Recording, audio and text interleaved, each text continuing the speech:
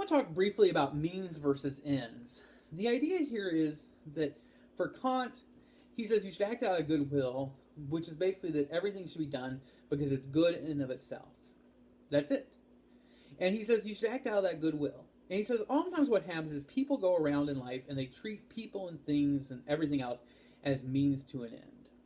And you can see this all the time. I have some examples here. Employees oftentimes treat their jobs as merely a way to make money.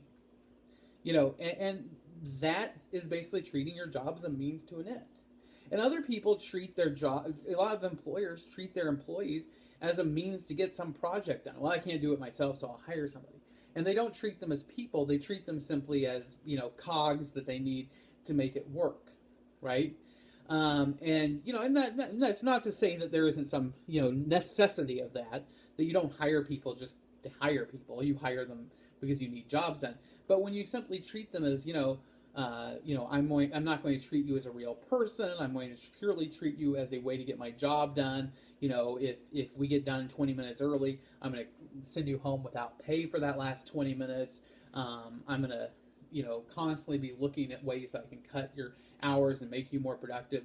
I mean, almost to a way in which they're simply treating you as nothing more than a machine or something. Then that is very disheartening. And that's not what Kant wants you to do. But Kant says, you do this with all kinds of things. People sometimes treat their education as a means to an end. A lot of you taking this class are only taking it because you have to fulfill some requirement in order to get your degree. Some of you are, do your jobs simply for that reason.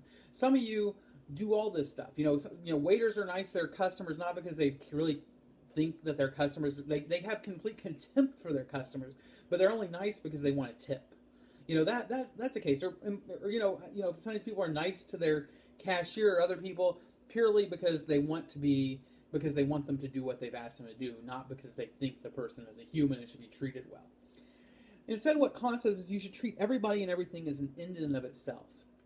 You should treat employees well because they're people and they should just be treated well. You should do your job because it's your job and it's what you should do. You should get an education simply because it's good to get an education. You should, treat your waiter or waitress nice simply because they're people and they deserve to be treated well. And that's all part of that approach. I mean, as an example, as an in and of themselves, I have, the other day I was arguing with my insurance company about a bill. They were trying to tell me they wouldn't pay for some medication for my child until the next day or something. And I was saying,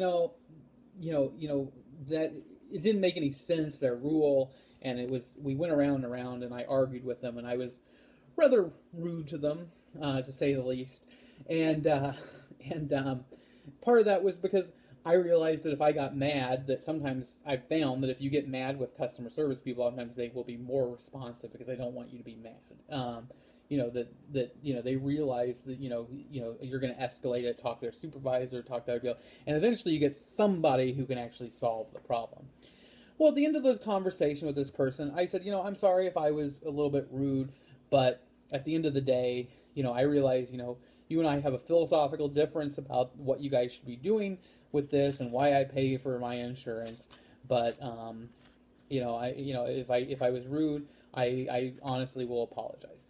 And in that regard, I was not apologizing in order to accomplish anything. I knew I wasn't going to accomplish anything. I was doing it simply because I realized that this person should receive an apology. That I sometimes will get bad service at a restaurant, and I will still tip something. I may not tip. I don't tip like 15 or 20%. If I get good service, I'll tip 20, 30%. I don't, that's fine. But if I get bad service, I might tip something. I'll tip something. Maybe 10%, but I'll still tip something, because, they're still a person and they still deserve something.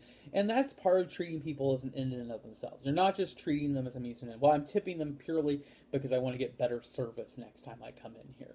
I want to tip them because of this or whatever. You're doing it simply because it is good in and of itself to do.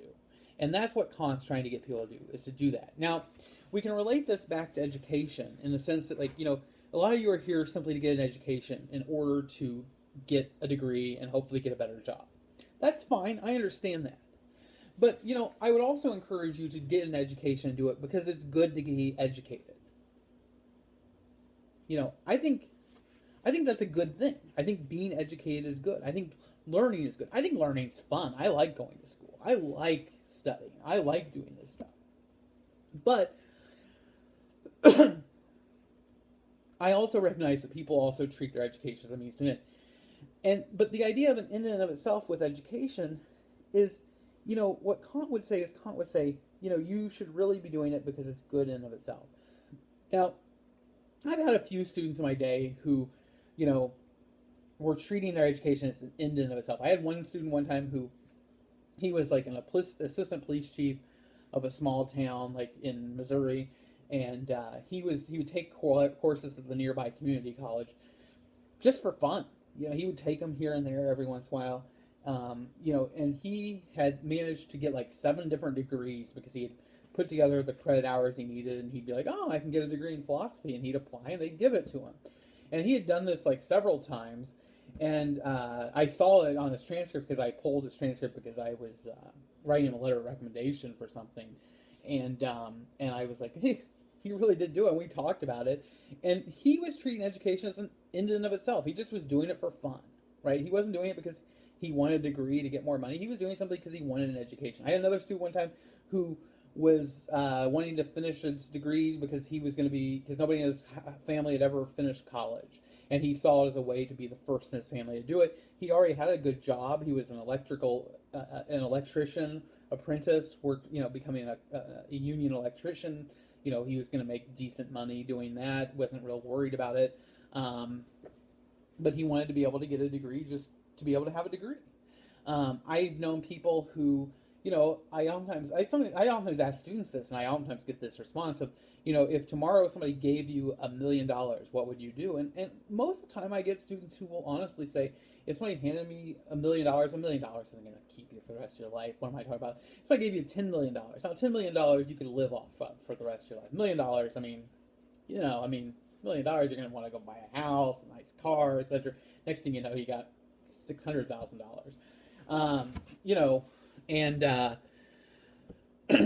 the case is, and then you have all these people wanting money, so you gotta have at least 10 million. Okay, so you get $10 million. Okay, what are you gonna do? Well, the reality is some of you would say, well, just do nothing. But a lot of you would continue to work. You'd go to school. You'd still get a job. Why? Because at the end of the day, you gotta have something to do with your time. I mean, work is good in and of itself. It is good to work, just simply to work. And so even if you had all the money you wanted, some of us would continue to work because it's an end in and of itself. And that's the way you should treat your job, is you're there not because you have to be, but because it's good to be there, right? And that's kind of the goal of what utilitarianism, or what Kant is getting at with this. You should treat things as ends in of themselves, not as a way to accomplish something else.